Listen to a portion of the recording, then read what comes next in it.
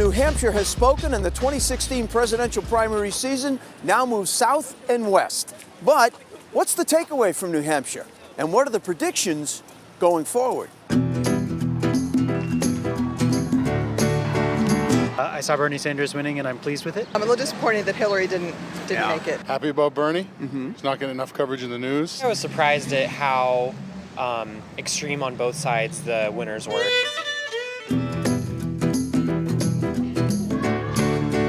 Socialism is very popular right now. People love it. It's really in vogue. I'm sorry, where? Here, in this country. You see a President Donald Trump?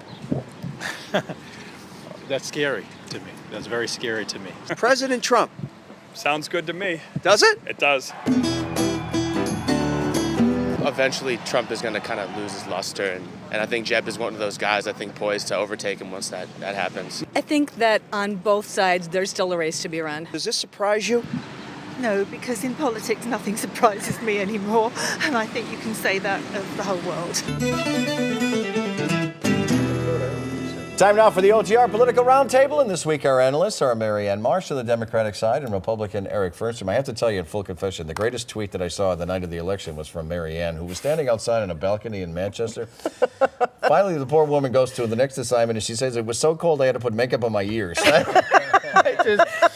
It is so human. It was so perfect. I'm glad you're inside and warm. That's Me great. too, bonus. That's great. Well, that actually may feed into this first question. Every 4 years, there's a New Hampshire moment. Maybe it was that moment. Right. But Makeup on my ears. was there a political moment in New Hampshire this time? Well, on the Republican side, the rap against Marco Rubio all along is that he lacks experience. He came out of Iowa, got the endorsement of Rick Santorum, yet Santorum couldn't name a single accomplishment. So we go into the big Saturday debate before the New Hampshire primary, and he gives repetitive, almost robotic answers that suggest he memorized his lines.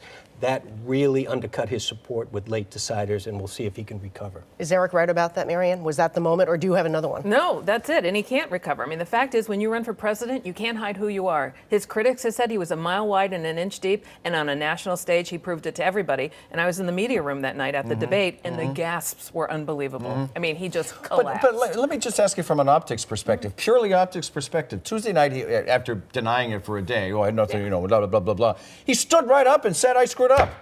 But on the day of, he went through the lobby of the Radisson, went to a polling place, went by every reporter, every voter, everybody else. So he's not up to the task. It was too late at that point.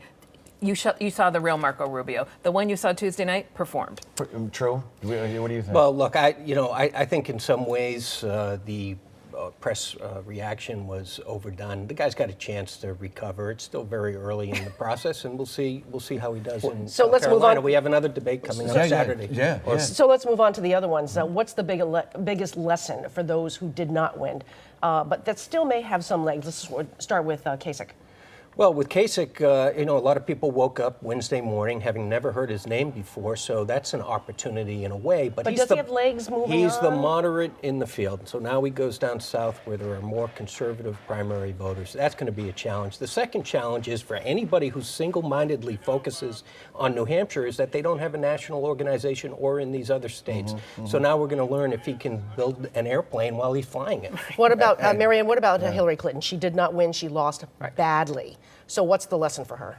She needs to revamp everything, including herself. I mean, she has to be Bill Belichick and take a ruthless look at herself in this campaign and make changes across the board. And she has to do it quickly because every contest is coming up and she has no choice. So after a .2 win, okay, Patriots win ugly games, and with a field goal, we'll take it. But then you go and lose to Miami, you really look at everything. That's exactly where she is. And unless she does it pretty quickly, Super Tuesday, including Massachusetts, right around the corner, 2 contests before that, by the end of February, we'll know whether she's made the changes she needs to actually beat Bernie Sanders and be the nominee.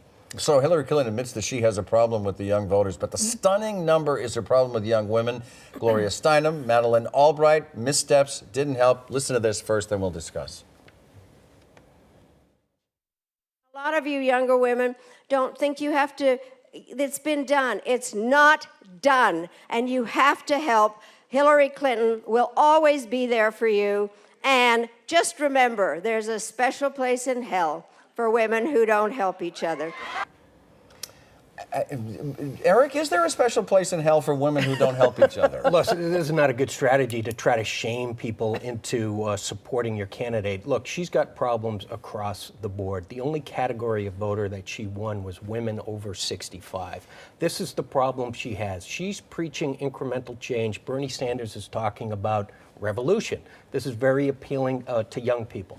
Is there any way that Clinton can fix this, Marianne? Yeah, of course. I mean, she has a generational problem, not a gender problem. And that's what she has to address. And the way you address it is to say all the things you want to change, college debt, a good job, being able to have the kind of future that you didn't see your parents have because you grew up during the recession when they lost their jobs and their homes, I can actually get it done. Bernie Sanders hasn't gotten it done. He got one thing done in decades. I can get it done. That's the difference. Okay, this next question is a little bit complicated, so you have to stick with me. Bernie Sanders met with Reverend Al Sharpton the day after the New Hampshire primary, hoping to get his endorsement. But during their meeting, cameras caught this part of the conversation. Sanders predicts he'll get the endorsement of a woman, someone else who's not named, despite pressure from the Clinton camp. Take a listen. So she could be a real asset. She is incredibly smart. She knows this is financial stuff. So that, yeah. And the issues that we care about. Yeah. She's right. And she's got some. She's got guts.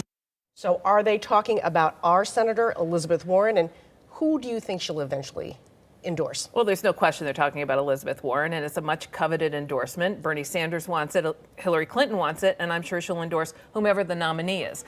For Elizabeth Warren, she claims she's really interested in getting a Democratic majority in the United States Senate.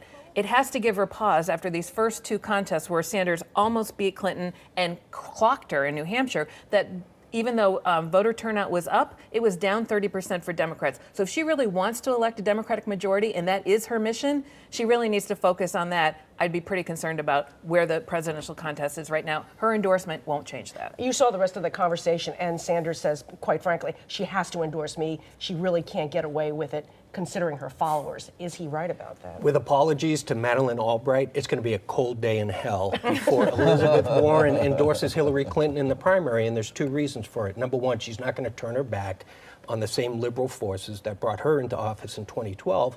And number two, I think she and a lot of liberals are aghast at this outsized speaking fees that Hillary took from the big banks. It would be as if an anti-abortion candidate was getting paid to speak to Planned Parenthood affiliates. That it's not going to fly with Elizabeth Warren or any other liberal. Last quick point here. People don't vote for president based on vice president. They certainly don't do it based on endorsements. And we go to commercials because we're a commercial television station.